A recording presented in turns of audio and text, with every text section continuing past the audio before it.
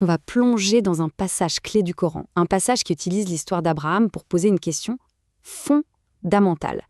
Est-ce que l'identité religieuse est un héritage de sang ou est-ce que c'est un choix de foi? C'est cet argument qui est vraiment puissant qu'on va décortiquer ensemble. Voilà la question qui va nous guider. La foi, est-ce qu'on la reçoit en héritage ou est-ce que c'est un choix personnel? Et pour y répondre, le Coran ne va pas y aller par quatre chemins. Il va utiliser Abraham, la figure patriarcale que toutes les grandes religions monothéistes revendiquent. Pour bien comprendre cet argument, on va procéder en deux temps. D'abord, on va déconstruire l'idée d'un salut qui serait hérité. Et ensuite, on va reconstruire une vision de la foi qui, elle, est basée sur l'action et sur un choix conscient, la soumission. Alors, tout commence par un message adressé aux enfants d'Israël. Et c'est un message, disons, à double tranchant. D'un côté, le Coran reconnaît les faveurs divines du passé, mais de l'autre, il rappelle tout de suite que la responsabilité, elle, est toujours bien présente. Et là, il y a un détail qui est absolument crucial. Ces deux versets ne sont pas nouveaux dans la sourate. En fait, ils sont une répétition, mot pour mot, de versets situés bien plus tôt. C'est une technique narrative du Coran pour encadrer un récit, pour dire « Attention, peu importe ce qui s'est passé entre-temps, les règles de la justice divine, elles, ne changent pas d'un iota. » La conclusion est donc sans appel. Une faveur divine passée, ce n'est pas un chèque en blanc pour l'avenir. Le Coran pose ici un principe fondamental. Devant Dieu, la responsabilité est toujours individuelle. Et maintenant, l'argument va se resserrer sur le patriarche lui-même, sur Abraham. Et c'est là que c'est assez ironique, le Coran va utiliser la figure même sur laquelle se base l'idée de lignée pour justement redéfinir ce qu'est un vrai leader aux yeux de Dieu. Il faut bien écouter la séquence ici. D'abord, Abraham a été testé. Ensuite, il a réussi l'épreuve. Et c'est seulement après qu'il a été nommé chef. Son statut, c'est le résultat direct de ses actions. Ce n'est pas du tout un droit de naissance. Le processus est donc limpide. Il y a une épreuve, un succès, et seulement après, un statut. L'autorité d'Abraham, elle est méritée. Elle est gagnée par l'action, par la dévotion. Et c'est vraiment ça, le cœur de l'argument coranique. Et là, on arrive au moment décisif. Abraham demande si cette promesse de leadership va aussi s'appliquer à ses descendants. Et la réponse divine, elle est conditionnelle et elle est absolument sans équivoque. Cette petite phrase, c'est la réfutation la plus directe de toute prétention à un salut hérité.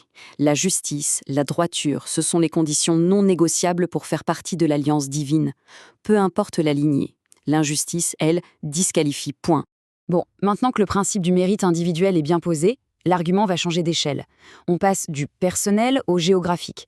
On va déplacer le centre de la foi vers un lieu qui est, par définition, conçu pour être universel, la Kaaba.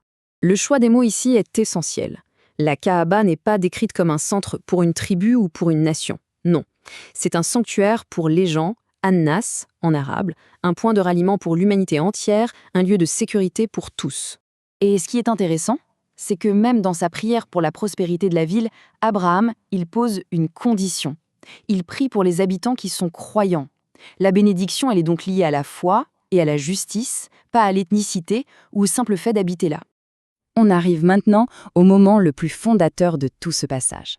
Le moment où Abraham et son fils Ismaël ne posent pas juste les fondations d'un bâtiment en pierre, mais celles d'une toute nouvelle nation spirituelle. C'est un moment absolument fondateur. Abraham et Ismaël prient explicitement pour être des musulmans, c'est-à-dire littéralement des soumis, et ils demandent qu'une nation de soumis émerge de leur descendance. Le terme est vraiment utilisé ici dans son sens premier, universel. Alors, après avoir déconstruit l'idée d'héritage, le Coran passe à la phase de reconstruction. Il va redéfinir le mot musulman, non pas comme une nouvelle étiquette, mais comme l'état originel de la foi, la soumission volontaire. On voit très bien comment tout s'enchaîne logiquement. Il y a l'acte physique de la construction qui mène à un acte spirituel, la prière pour être soumis, et cette soumission, à son tour, inspire une vision pour l'avenir, la prière pour un prophète qui guidera leur descendance. Et regardez la précision de cette vision d'avenir. La prière d'Abraham, elle n'est pas du tout vague. C'est un véritable cahier des charges pour le prophète à venir. Il décrit ses fonctions avec une clarté assez étonnante. Et voilà la redéfinition finale. Le Coran récupère ce terme de musulman et le ramène à sa racine. Ce n'est plus un nom, ce n'est plus une étiquette culturelle, c'est un verbe, c'est une action. L'acte de se soumettre volontairement à Dieu. Le Coran présente donc la mission du prophète Mohammed comme étant la réponse directe à cette prière millénaire d'Abraham. Les fonctions décrites dans la prière correspondent exactement à la mission qui lui est assignée.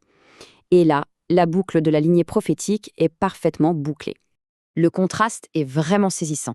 D'un côté, on a une foi basée sur l'héritage, sur l'appartenance, et de l'autre, une foi qui est définie par l'action, par le mérite et par une soumission juste et volontaire. C'est une transformation fondamentale que le Coran propose. Et on termine avec cette question qui invite à la réflexion. Si la foi n'est pas une identité que l'on reçoit, mais une action que l'on choisit jour après jour, qu'est-ce que ça change, au fond, dans la manière de vivre sa spiritualité ? Merci d'avoir exploré cet argument abrahamique avec nous. J'espère que cette analyse a pu éclairer ce passage qui est vraiment structurant dans le Coran. À très bientôt pour une nouvelle explication.